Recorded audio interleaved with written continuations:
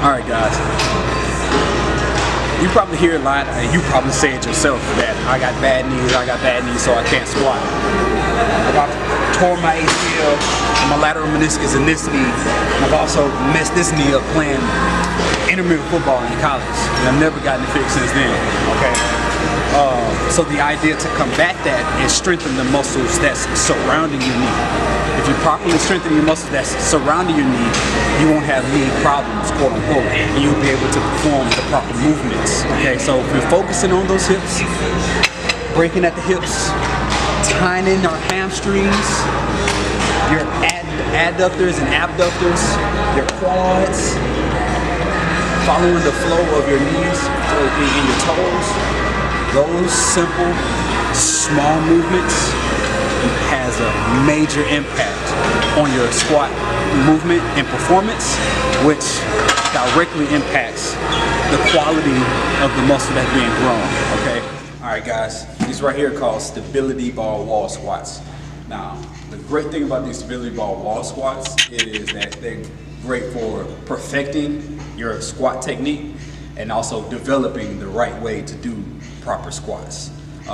It's a very low impact movement, so you can really target your quads, your hammies, as well as your calf muscles to learn how to drive through your heels and take a lot of stress off of your knees. It takes a lot of stress off your knees. So if you get a stability ball, you want to get at least the 55 centimeter one, not the bigger ones, 55 centimeter, maybe one slightly below it, to really help you out. So put the ball against the wall, put the ball at the lumbar portion of your lower back. So right here, so you're nice and centered. So come around so I can see you on the side. See right here on the lumbar portion, you see how I sit against the wall like this. All right, so the position, I'm not leaning back against it. I'm just using the ball to support me, okay? Just using the ball as support, all right? All right, guys, so one thing that you wanna pay attention to when doing these is when you're dropping your butt, you don't want to ride the ball backwards. So what I mean by you don't want to drop, you don't want to ride. You see I'm going up under the ball? You see I'm going up under the ball? You don't want to do that, okay? You want to focus on your butt, once again breaking at the hips, breaking at the knees, butt straight to the ground. The ball is just a support. You don't want to ride it backwards. You're going to want to ride it backwards, but you don't want that. You do not want your feet to be way out in front of you, so you're leaning against it. You want your feet to be slightly in front so it can force you to squat, all right? So notice, slightly outside of shoulder width distance. So when performing a stability ball wall squat, you really want to focus on breaking at the hips first, and then the knees, and try to touch your butt to the ground. Okay. Notice when I say break at the hips first and then the knees. So this is the difference when you're breaking at the knees first. When you break at the knees first, you're going here. See? Breaking at the knees first is going here. All right? When you break at the hips first, you're going here and then the knees. It's a big difference. Break at the hips and then the knees. Touch the butt to the ground. Push through your heels, drive all the way up. Coming through, just like that. I'm going down, keeping a big chest, breaking at the hips, knees, all the way down. So when I'm at the bottom, I'm flexing my glutes, glutes and your hammies tie in together. So if you flex your glutes, it automatically brings in your hammies. Finish off with the quads, all the way up. So this right here are walking lunges. Now, I like to take my lunges to the next level and do actually throwing a squat in there with it as well. Straight down, not leaning. It's not a lean. It's not a lean, that's a lunge stretch. These are lunge squats. Here, squatting straight down, driving up with that forward leg. So this leg right here is your driving force. This is just your stability. This is the driving force. Going straight down. That forward leg is a driving force. So right here, driving up, just like that. I'm not pushing up with my back knee. Pushing up with the forward leg right here. I like to grab it. So to remind myself which muscle I need to drive with, which leg is here. Driving up with it. All right. So the thing that you want to think about when you're performing the squat movements, before you even break at the hips, before you break at the knee, before you perform the movement, you want to feel the weight at the bottom of your heels.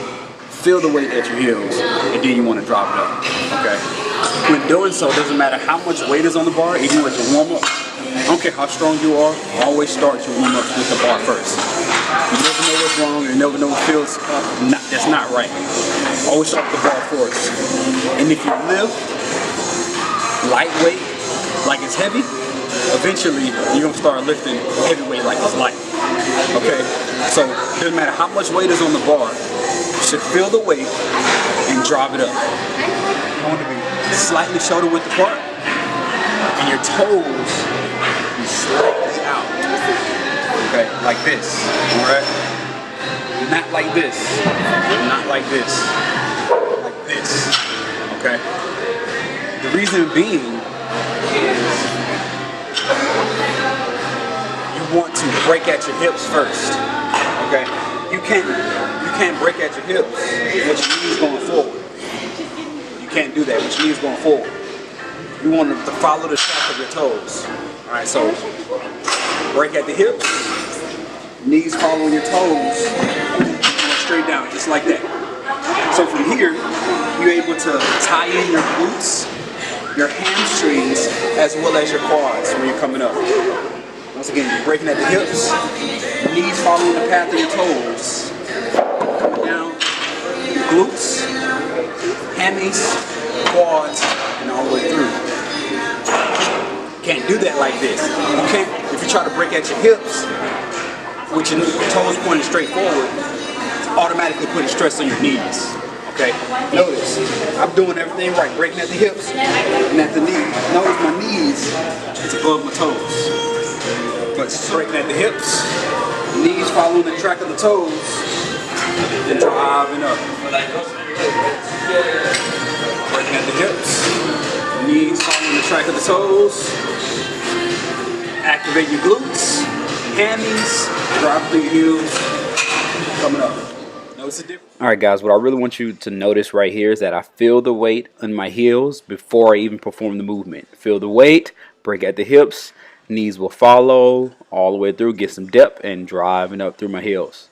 Breaking at the hips, knees follow, tighten my glutes, hammies, quads, and all the way through the movement. Once you feel that weight on your heels, you're able to drive it up and maximize each rep on each set, no matter how much weight is on the bar. Alright, so this right here is the adduction and abduction machine. Now with the abductors when performing this movement is actually very vital in performing your squat movements. Mainly because when you're breaking at the hips. Once you master breaking at the hips, your development is literally phenomenal after that. So I suggest doing these before every leg workout. Before every single leg workout, do abductors and adductors. Okay? Like you ever been squatting and you get kind of fatigued, or even in your first set, just on your way up, you notice your knees start doing this? It's because your abductors are usually overactive, the outside, and your adductors is usually underactive. So these usually overactive, and these are usually underactive, along with your calf muscles. So that usually causes the pulling of your knees, okay? So this will help prevent that, as well as strengthen your hips, okay? So when performing the abductors going out, adductors coming in. Abductors going out, adductors coming in. So, you want to push down through your heels and open up with your hips, okay? Imagine in your mind that you're actually squatting, okay? You're not going to look at it, but imagine that you're squatting, so therefore you can focus with your hips, okay? You open it up and close it. You pushing against this pad with your abductors. So opening your hips as far as you can and then coming in. Alright? On the way in and on the way out, both are contractions in all movement. There are two parts of eccentric and concentric that both equals one contraction, okay? So you want to control the way in and control it out, alright? So, breaking at the hips, opening up those hips, contracting those glutes. Right here, you should feel the contraction in your glutes right here. Keep a big chest and coming in. Open it up and coming in. Open it up, coming in. Driving down through your heels, pushing against the pad here.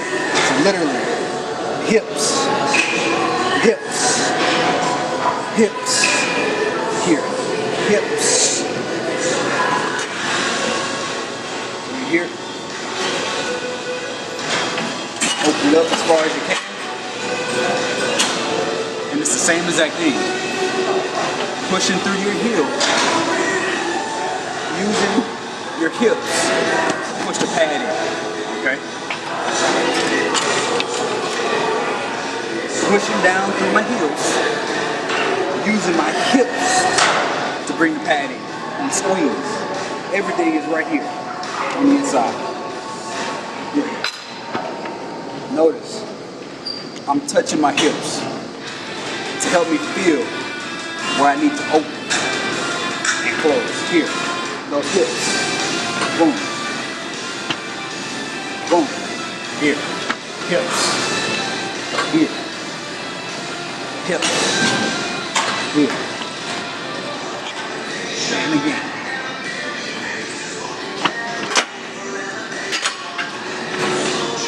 You'll start noticing a major difference in your stability as far as like with your knees and when we're performing in the squat movements. Okay. Now,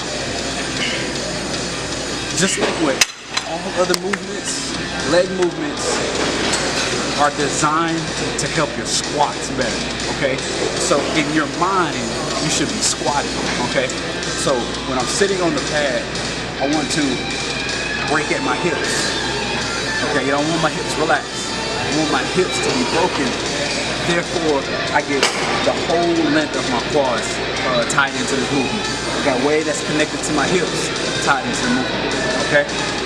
So if once again, so your LPAC is like this, okay? When it's normal.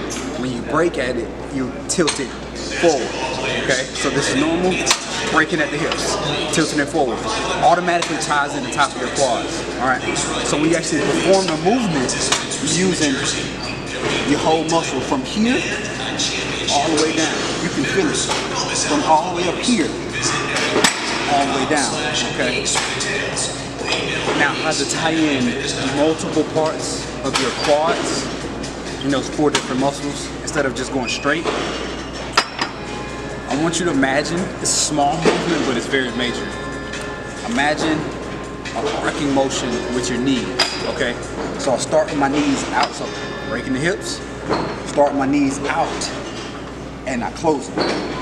Out, close them. Out like this, in. Out, in. Therefore, I'm working from the inside all the way to the outside. Okay, working from the inside all the way to the outside instead of just one part of my quad. Okay, once again, you know what this is? A.P.E Fitness, where aspiration meets preparation, it just demands execution.